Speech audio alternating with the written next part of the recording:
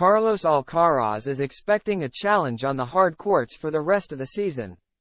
Carlos Alcaraz has named Daniil Medvedev as the player to beat on the hard courts instead of Novak Djokovic.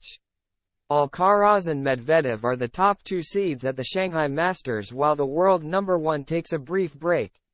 Despite Djokovic's recent victory at the US Open, the Spaniard still thought that the 27-year-old was the main man to beat on the surface right now.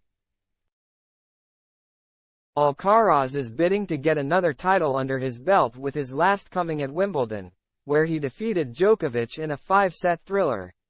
Since then, all of the big hardcore titles have been won by either the Serb or Jannik Sinner, with Djokovic picking up titles in Cincinnati and the US Open while the 22-year-old won the Canadian Open. Medvedev also reached the final of the US Open as well as this week's final in Beijing.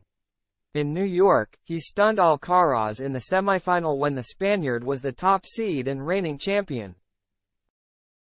And Alcaraz now believes that the world number 3 will be the biggest threat on hard courts for the rest of the year. Medvedev, I think Medvedev is the one, the 20-year-old told Tennis TV when asked who the player to beat was on the hard courts and whether it was the Russian. Throwing in some other names, including Djokovic, Alcaraz conceded that the 27-year-old was still on top. He added, Medvedev, Djokovic, Sinner, Alexander, Zverev is doing great, but I think the main player is Medvedev. The world number 3 will certainly be a tough prospect at the Shanghai Masters, as he is the most recent player to win the tournament when it was last staged in 2019. It remains to be seen how Djokovic feels about his rival's assessment when he returns to the tour at the Paris Masters later this month.